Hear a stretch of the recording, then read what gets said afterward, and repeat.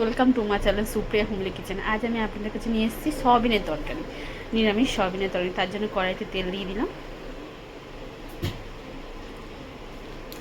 এই যে ডুমো করে রাখা আলু, এটা কেটে ধুয়ে রেখেছি জল শুদ্ধ। এবার এটার মধ্যে দিয়ে দেবো।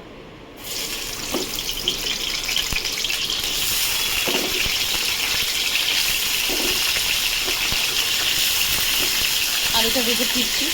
তো দেখুন আলুটা আমার ভাজা হয়ে গেছে। এর মধ্যে আমি কালো জিরা দিয়ে দিলাম।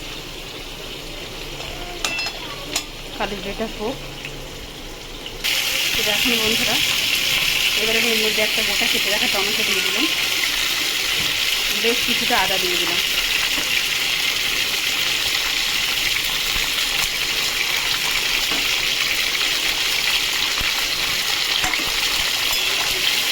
এবার এটাকে ভাজবো।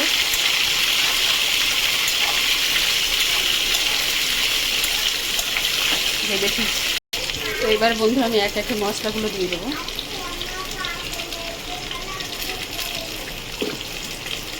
লঙ্কার গুঁড়ো দিয়ে দিলাম, যে যেমন ঝাল খাবে, আমরা কম ঝাল খাই বলে কম দিই।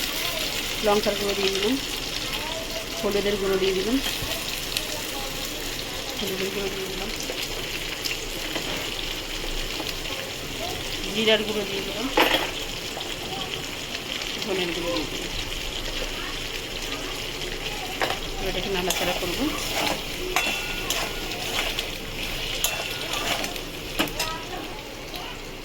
সামনে একটু জল দিই, আদা ধোয়া বাটিটা এবার নাড়াচাড়া করবো।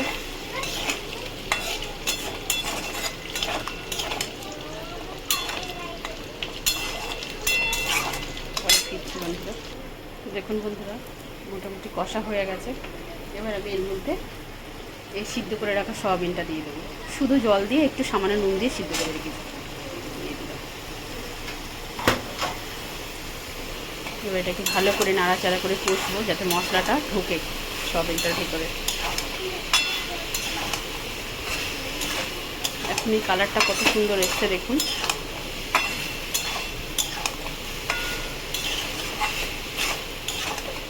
ভালো করে কষিয়ে ফিরি। দেখুন বন্ধুরা, আমি মশলা থেকে তেল ছেড়ে গেছে।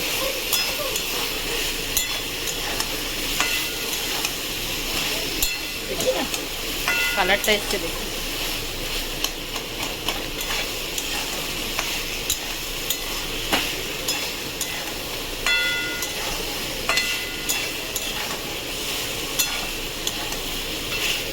এর মধ্যে আমি জলটাও দেবো কম, যেহেতু আমার চন্দ্রমুখী আলু আগেই সিদ্ধ হয়ে গেছে।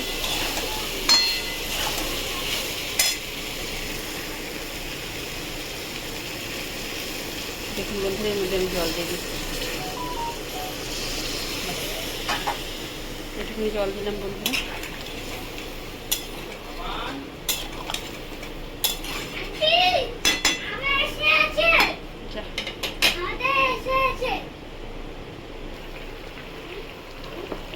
তো বন্ধুরা দেখুন আমার ঝোলটা ফুটে গেছে। তো আমি এর মধ্যে একটু স্বাদ মতো চিনি দিয়ে দিলাম। নিরামিষ রান্না একটু চিনি না হলে ভালো লাগে না। ঝোলটা একটু করে নেবো, আর একটু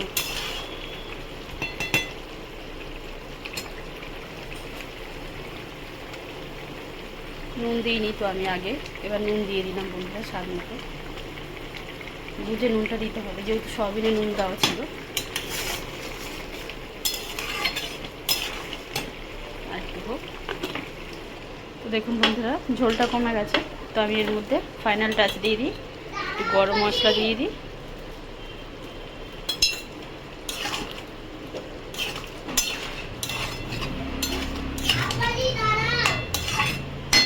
গরম মশলাটা দিয়ে এই ঢাকা দিয়ে দিলাম। 2 মিনিট পরে ফিরছি। তো দেখুন বন্ধুরা, আমার সয়াবিনের তরকারি রেডি। তো আপনারা এভাবে ট্রাই করবেন। ট্রাই করে কমেন্ট সেকশনে কমেন্ট করে আমাকে জানাবেন আমার রান্নাটা কেমন হয়েছে।